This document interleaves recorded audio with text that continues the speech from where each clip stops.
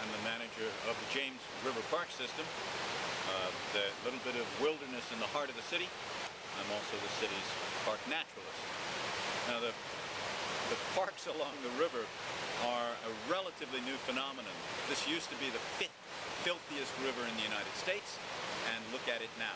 Eagles, otters, osprey, sturgeon, bigger than anybody in the room today.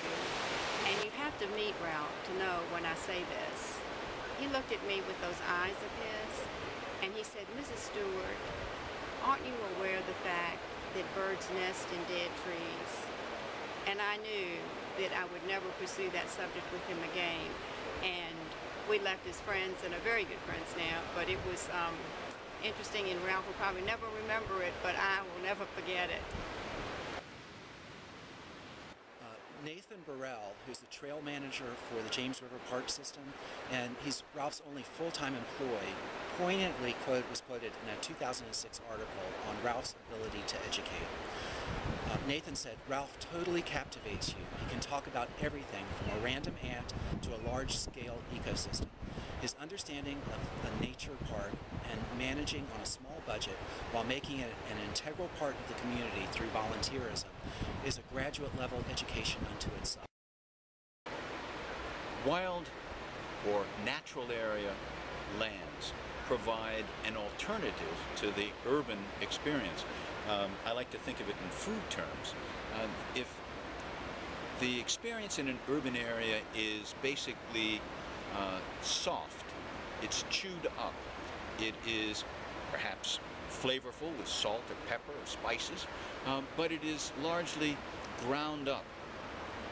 The experience becomes much richer when you have something crunchy, a cracker or a piece of celery. Your food experience is enriched, and so it is with your wild experience. His insistence on doing special things, like right up the road here, having a salamander mating dance, so-called. Some evening in February, he'd get the road blocked off, and he'd have a crowd of 50 or 60 people out to see the salamanders come out on the pavement in the rain, in the cold rain, and watch this mating ritual go on. It's just been remarkable. Hi, I'm Odell Robertson. Since I first started kayaking in the early 80s, this park has kind of became my home away from home.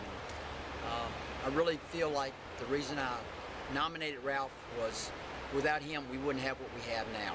Through all the ups and downs of the economic turns and all, he kept this park going, and this park has continued to grow, and we've actually gone out to where it includes hiking, biking, just general nature lovers, birding. We have eagles now. It's just, the change has been incredible, and I really feel like most of it is due to his efforts.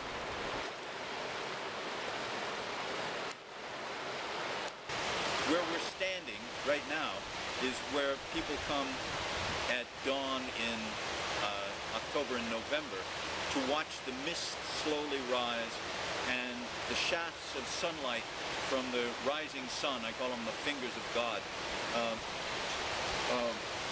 highlighting the rocks and the little clumps of ducks and geese, with the accompanying crescendo of bird sounds washing themselves and the tinkle of the water. It's not as roaring as it is now. And then the whole thing ends as the mist slowly, like will-o'-the-wisp, slowly dissipates and the world begins.